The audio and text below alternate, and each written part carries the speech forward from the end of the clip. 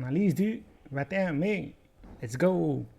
Bon, on a vraiment un marché intéressant parce que on est venu attraper la liquidité qui se trouvait à ce niveau-là, c'est-à-dire au niveau des 109 500.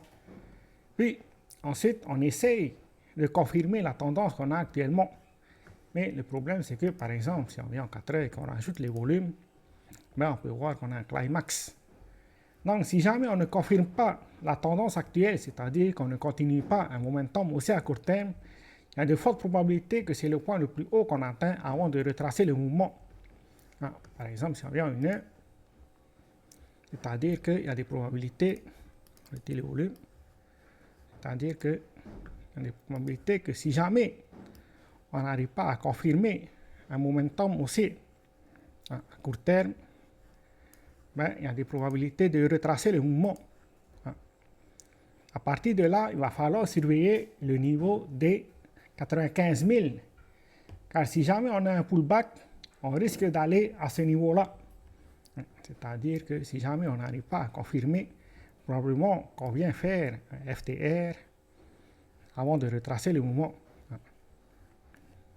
Mais à partir de là, si jamais on a un pullback, il va falloir surveiller le niveau des 95 000.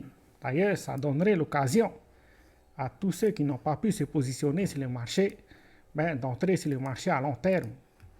Quand je parle de long terme, c'est-à-dire quelques semaines ou bien quelques mois. Parce que pour le moment, on peut voir ben, qu'on a toujours un momentum aussi, mais ce momentum-là a été construit par des positions passives qui ont pris leurs profits ou bien qui ont clôturé les contrats sur le marché. Ensuite, il y a des positions à l'achat qui sont intervenues. C'est pour ça qu'on a continué à court terme ce momentum aussi. Maintenant, soit on fait un breakout ou bien soit on fait un FTR. FTR, c'est-à-dire qu'on n'arrive pas à casser la structure qu'on a actuellement et qu'on retrace le mouvement. Maintenant, si on vient en détail, ben, par exemple, on peut voir, on met d'abord à jour, on peut voir qu'il y a une forme d'absorption sur le marché, c'est-à-dire une forme de compression. Donc, il y a de fortes probabilités que si jamais ceux qui sont en long interviennent sur le marché, il y a des probabilités de casser la structure avec une bougie impulsive, probablement pour aller chercher le niveau des 110 000 les plus hauts.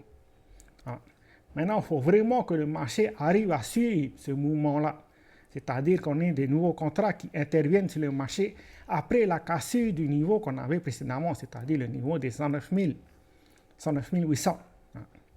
Mais pour le moment, on peut voir que soit les positions en futur qui interviennent en long, mais les positions en spot sont assez indécises, c'est assez flat.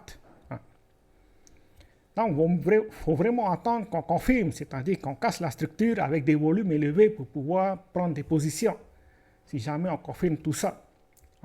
C'est tout ce qu'on a pour aujourd'hui. Ciao, ciao.